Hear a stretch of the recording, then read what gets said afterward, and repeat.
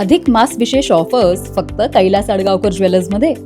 15 मे ते 15 जून दरम्यान चांदीच्या मजुरीवर 50% सूट आणि सोन्याच्या मजुरीवर 30% सूट. आजच भेट द्या कैलास अडगावकर ज्वेलर्स, दत्त मंदिर बस स्टॉप, नाशिक रोड. हृदयचा परिसर म्हणून ओळखल्या जाणाऱ्या मेरी रासबिहारी लिंक रोडवरील अक्षदा लॉन्सजवळ मध्यरात्री ड्रंक अँड ड्राईव्हचा थरारक प्रकार समोर आलाय. मद्यधुंद कार चालकाने विरुद्ध लेनमध्ये जाऊन समोरून येणाऱ्या 2 दुचाकींना जोरदार धडक दिली. या 3 वर्षाची चिमुकलीसह तिचे आई वडील थोडक्यात बचावले असून 4 ते 5 जण जखमी झाले आहेत. विशेष म्हणजे अपघातग्रस्त कारवर महाराष्ट्र शासन असे स्टिकर असून मी जिल्हा परिषदेचा मोठा अधिकारी आहे, माझं कोणीच वाकडं करू शकत नाही अशी मुजोरी चालक करत असल्याने संतप्त नागरिकांनी त्याला चांगलाच प्रतिसाद दिला आहे. या प्रकरणी म्हसरूळ पोलिसांनी गुन्हा दाखल केला आहे.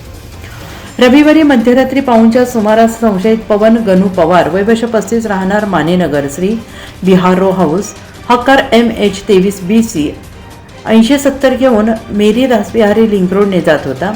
पवार मद्यधुंद अवस्थेत होता. त्याने भरधाव कार चालवत थेट विरुद्ध लेनमध्ये घुसवली आणि समोरून येणाऱ्या बुलेट आणि होंडा ट्विस्टर या दोन्ही दुचाकींना जोरदार धडक दिली. हा अपघात एवढा भीषण होता की दुचाकींचे मोठे नुकसान झाले आहे. एका दुचाकीवरून जाणाऱ्या दाम्पत्यासोबत त्यांची 3 वर्षांची चिमुकली होती. या चिमुकलीसह माता पिता थोडक्यात बचावले आहेत, मात्र इतर दुचाकीस्वार गंभीर जखमी झाले आहेत. अपघातानंतर घटनास्थळी बघ्यांची गर्दी जमली होती. अपघातानंतर स्थानिकांनी चालकाला जाब विचारण्याचा प्रयत्न केला, मात्र दारूच्या नशेत चूर असलेल्या चालकाने मी जिल्हा परिषदेचा मोठा अधिकारी आहे, मला कोणीही काही करू शकत नाही असं सांगत दम भरला. या मुजोरीमुळे नागरिकांचा पारा चढला आणि त्याला बेदम चोप दिला. या घटनेनंतर याची माहिती मिळताच म्हसरूळ पोलीस तातडीने घटनास्थळी दाखल झाले. पोलिसांनी परिस्थिती नियंत्रणात आणण्यात जखमींना तात्काळ रुग्णालयात दाखल केले.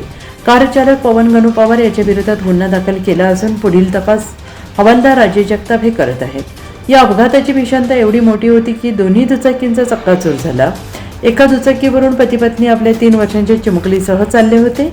कारने समोरून जोरदार धडक दिली, मात्र दैव बलवत्तर म्हणून ही 3 वर्षीय चिमुकली आणि तिचे आईवडील या भीषण अपघातातून थोडक्यात वाचले आहेत. इतर 4 ते 5 जण गंभीर जखमी असून त्यांच्या रुग्णालयात उपचार सुरू आहेत. NCN न्यूजसाठी रोहन दानी, नाशिक.